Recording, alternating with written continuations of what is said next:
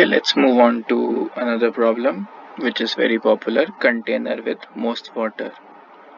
Alright, so you can read the problem statements. I'll just explain through the example. It basically means that let's suppose these are heights. So these are heights given to us of buildings or whatever, and then you need to basically tell the number of the maximum area of that particular rectangle which can hold the most water. So if you look at this example, the minimum of these two heights is 7 and the width between them is 7 as well. That is why the answer is 7 cross 7, 49. Okay, so the problem statement is clear, I'm assuming. Okay, let's discuss the brute force solution of this. Brute force solution is pretty simple.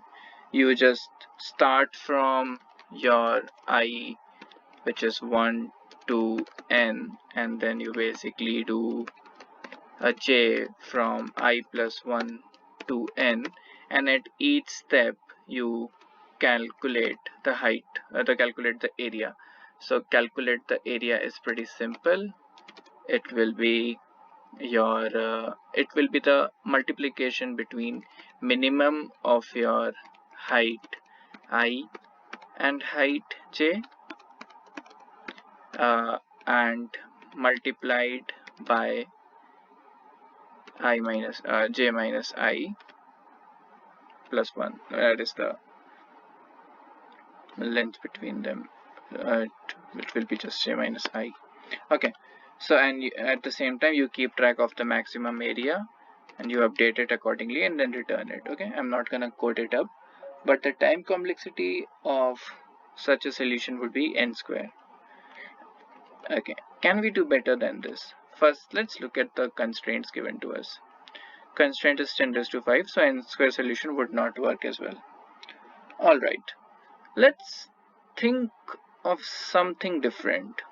Okay, now whenever you look at the diagram, one thing is clear. A maximum area is most probable when the width is as much as possible, right? So let's say that when you are covering the entire left and right pointer of that particular area.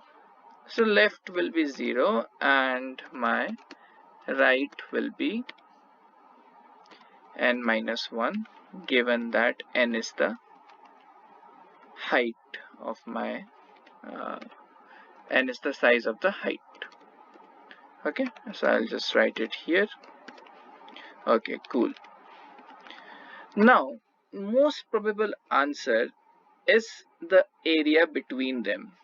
So let's write it down.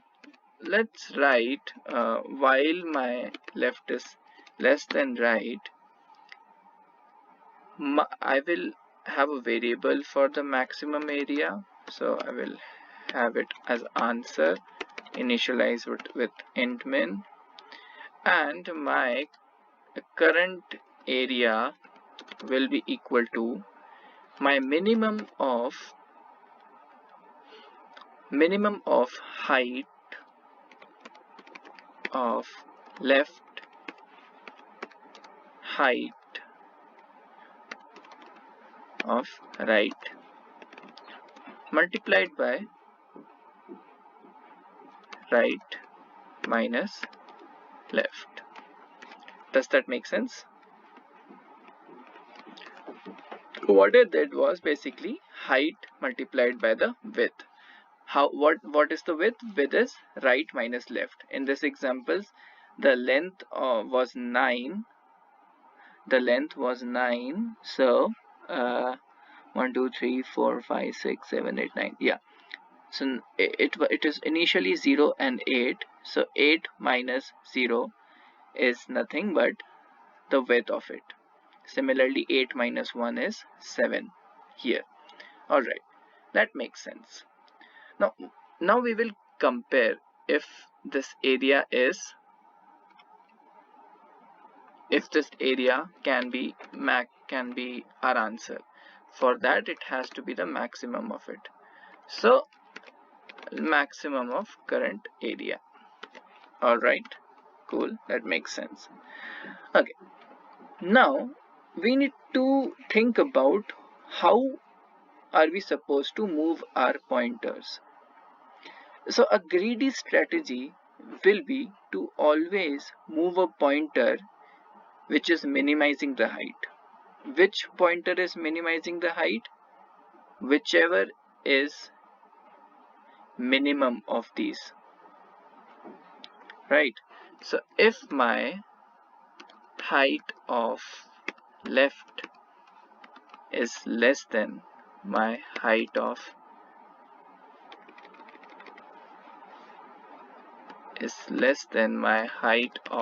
right, then I will surely say that I might find a better answer if I move my left pointer, and if right is smaller, then I will move my right pointer. While doing this, I will find that my answer will always be my maximum area. Let's run and see. Okay, we are passing this. So what was the intuition of this problem? Well, I would not like to go uh, to the math because I honestly don't know. But I just know the thinking of it. A greedy strategy would be to always move our pointer which is smaller. Okay. What is the time complexity of this solution? It is, what are we doing? We are just having a two-pointer approach. So our time complexity is just O of n. What is the space complexity? Constant. Alright, let's submit it. Awesome.